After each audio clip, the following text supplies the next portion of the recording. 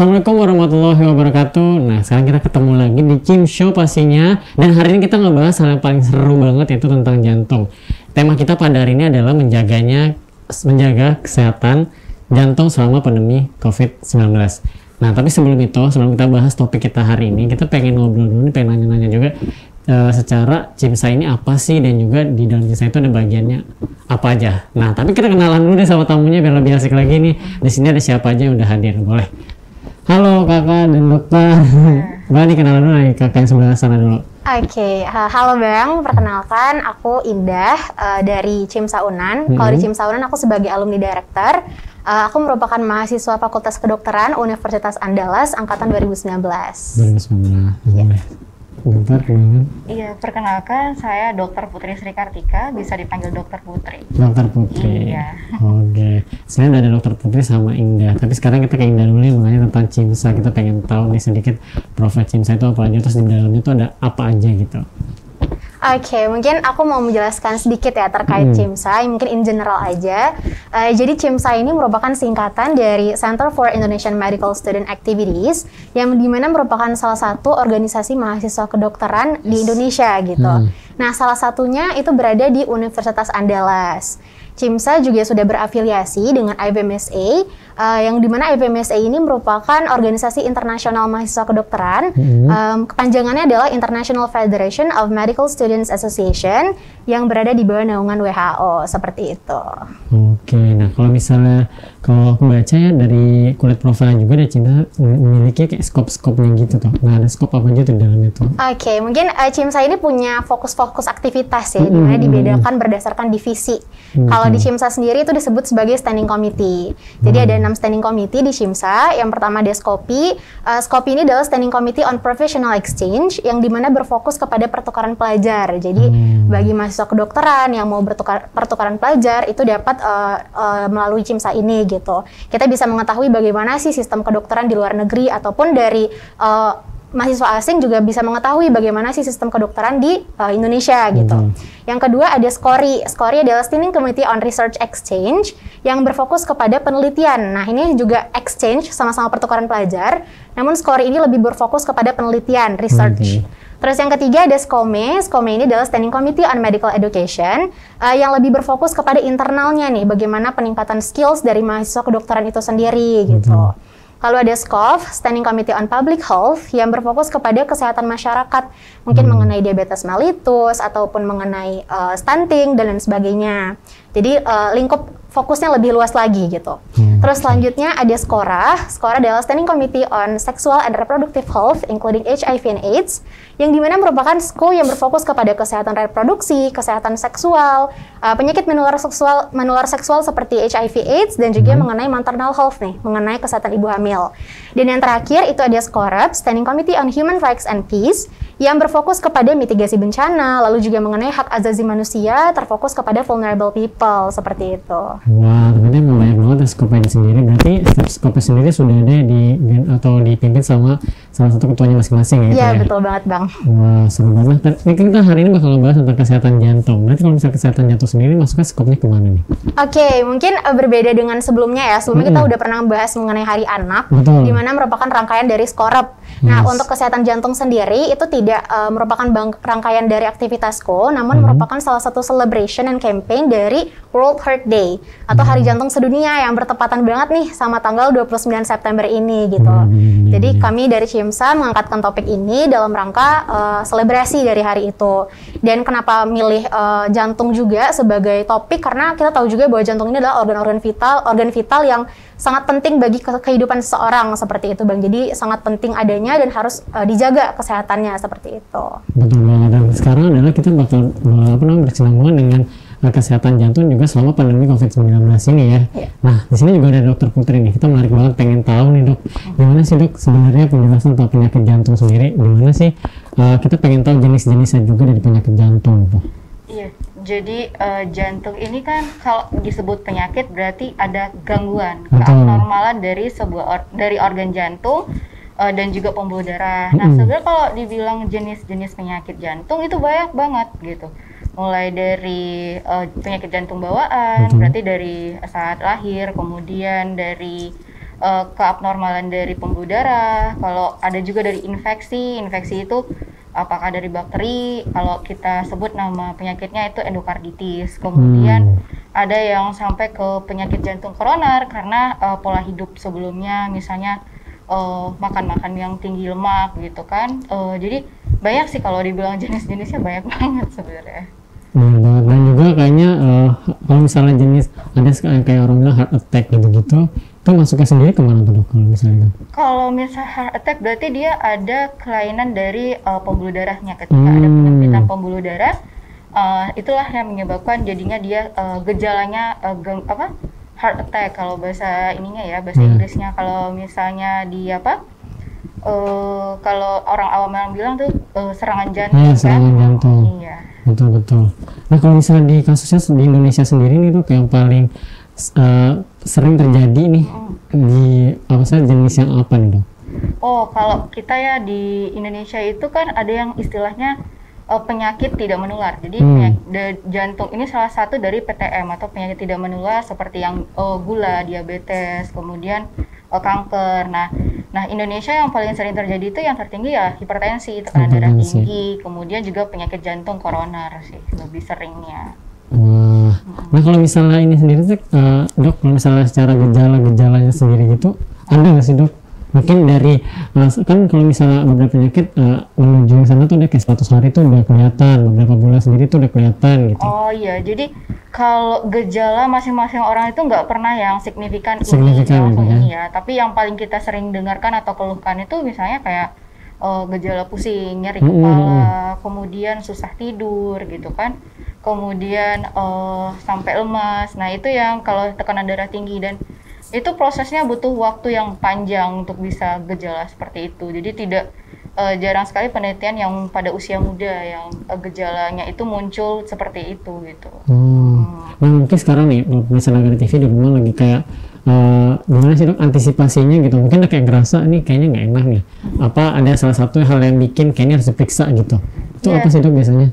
Iya, jadi kalau misalnya gejalanya itu terus berulang dari kepala kan, kemudian ditambah tadi ada jantung bawaan kan. Kalau bawaan berarti mungkin di keluarganya punya keturunan tekanan darah tinggi gitu. Nah itu bisa kita konsultasikan, atau misalnya mata udah mulai kabur. Jadi kan masih belum jelas nih kira-kira apa memang karena sakit mata, apa memang ada masalah di pembuluh darah di jantungnya gitu. Itu yang paling sering sih, atau enggak yang paling signifikan itu nyeri dada.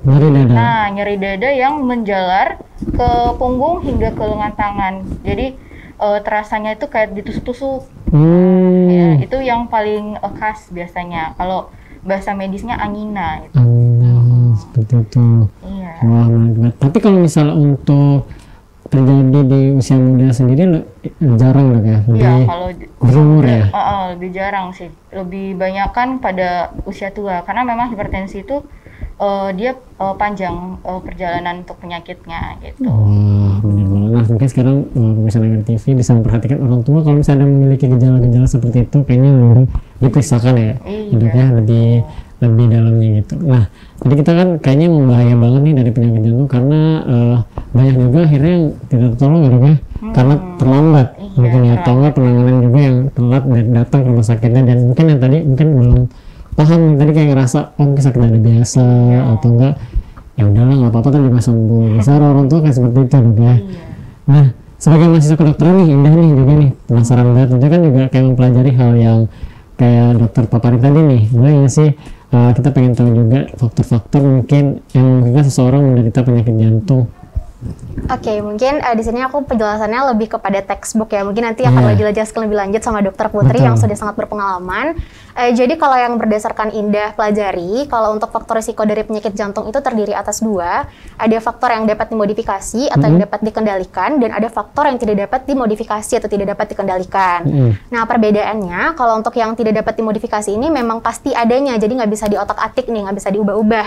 Sedangkan kalau yang bisa dimodifikasi itu dapat diubah, mungkin dengan pola hidup yang sehat, sehingga nanti faktor risiko tersebut dapat tereliminasi.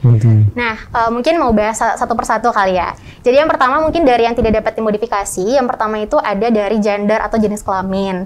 Di mana berdasarkan penelitian yang ada, gender laki-laki itu lebih berisiko untuk terkena penyakit jantung dibandingkan perempuan. Namun pada saat perempuan ini sudah melewati menstruasi atau sudah berhenti menstruasi, atau misalkan dalam istilahnya itu adalah sudah masuk kepada fase menopause, itu meningkat nih risikonya, sehingga antara laki-laki dan perempuan yang sudah menopause itu risikonya sama-sama tinggi gitu. Terus yang kedua ada karena faktor risiko usia. Jadi semakin tinggi usia seseorang, semakin tua seseorang, maka akan meningkatkan risiko orang tersebut untuk terkena penyakit jantung. Karena kan ibarat barang yang udah dipakai lama, apalagi kalau tubuh ya dipakai 24 jam bertahun-tahun, itu kan tentunya akan menurunkan fungsi dari organ tersebut. Sebenarnya tidak hanya jantung, tapi organ-organ lain juga menurun fungsinya, sehingga semakin bertambahnya usia, jantung juga semakin menurun fungsinya dan akan berisiko juga untuk terkena penyakit jantung. Lalu yang ketiga itu dari segi faktor keluarga atau riwayat keluarga. Jadi bisa aja nih kalau misalkan ada di keluarga, baik itu orang tua maupun saudara yang punya penyakit jantung, itu dapat turun ke anaknya seperti itu. Nah, yang kedua itu ada faktor yang dapat dimodifikasi atau dapat dikendalikan, di mana untuk faktor yang dapat dimodifikasi ini lebih berhubungan kepada pola hidup seseorang gitu, lifestyle ibaratnya. Yang pertama itu mungkin dari segi kebiasaan ya, kebiasaan-kebiasaan buruk seperti merokok ataupun mengkonsumsi alkohol itu dapat meningkatkan risiko seseorang terkena penyakit jantung. Lalu juga terkait obesitas atau overweight, di mana berat badan seseorang itu tidak semestinya, tidak seharusnya gitu, lebih dari normal. Itu juga akan meningkatkan risiko seseorang terkena penyakit jantung. Lalu juga dari orang-orang yang memiliki aktivitas terbatas atau inaktivitas gitu. Jadi dia jarang olahraga. Biasanya kaum-kaum mageran ya yang kayak cuman stay di rumah aja nih, nggak bergerak. Nah, itu juga dapat meningkatkan risiko orang tersebut untuk terkena penyakit jantung. Dan selain itu juga mungkin bagi orang-orang yang punya penyakit tertentu seperti diabetes mellitus ataupun penyakit-penyakit sistemik lainnya, itu juga dapat meningkatkan risiko orang tersebut untuk terkena penyakit jantung gitu.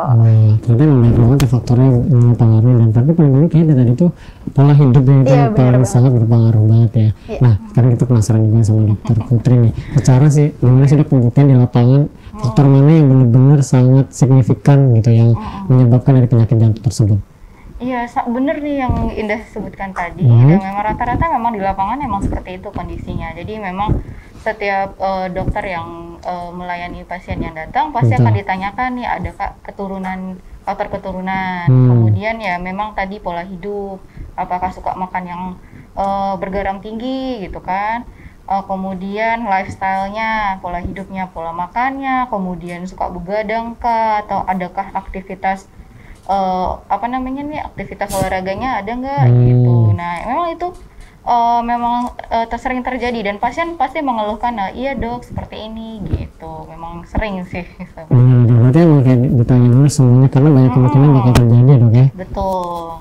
Nah, menarik banget sekarang nih dok, apalagi tahu nggak sekarang kita lagi masuk di COVID-19 udah setahun lebih nih dok. Iya. Kira-kira ada nggak sih dok hubungannya signifikan yang kerasa banget dengan selama COVID-19 ini dengan penyakit jantung? Apa sekarang ada gejala terbaru yang bermunculan atau mungkin ada faktor baru mungkin yang muncul gara-gara kita mungkin di rumah aja kayak tadi udah bilang, sekarang kan stok kita makin kecil jadinya ya, mau keluar jadinya ada pembatasan dan lain-lainnya gitu. Ya kalau misalnya kita kaitkan dengan penyakit jantung dengan kondisi COVID sekarang ini ya, jadi ada hubungannya memang. Jadi kalau misalnya kalau kita istilahkan namanya komorbid ya. Jadi komorbid itu bisa penyakit tadi jantung atau gula, kemudian ada kanker atau ada hal-hal yang memperberat kondisi COVID. Nah, saat COVID itu kan terjadi peningkatan metabolisme tubuh, dia demam, kemudian dia batuk misalnya gejalanya kan. Nah, itu yang akan membuat dia semakin lemah. Sedangkan orang yang penyakit jantung itu butuh tenaga lebih untuk meningkatkan metabolisme tubuhnya. Dan seiring dengan bekerjanya yang semakin berat, semakin lemah, yang ada dia makin turun kinerja tubuhnya sendiri. Nah, itulah yang ada, makanya memang ada hubungannya antara penyakit jantung dengan kondisi COVID gitu. Nah, kalau misalnya dokter penelitian sendiri lapangan banyak nggak sih dok yang akhirnya tiba-tiba mungkin dari stres itu juga sangat mempengaruhi dok berarti ya? Iya betul, sangat mempengaruhi, dan itu dari penelitian di Rumah Sakit Awal Bros saya pernah baca itu 2-3 kali meningkatkan resiko lebih tinggi. Jadi orang yang sakit jantung atau stres, kemudian ada komorbid lainnya, itu akan lebih memperberat kondisi COVID-nya gitu. Bahkan di penelitian di Inggris pun sudah disebutkan bahwa bisa 9 dari 10 orang meninggal dunia karena ada faktor resiko tadi. Gitu. Benar ya. Iya. Jadi itu ya sekarang mungkin gimana ya pencegahannya, gimana juga nih cara untuk kita bisa bergerak dan ngelakuin hal-hal yang bisa bilang kayak olahraga tadi ya, bisa mungkin aktivitasnya di rumah itu olahraganya seperti apa yang bakal kita lakuin. Nah, nanti kita bakal bahas, tapi kita break dulu tetap di Cimsa Show.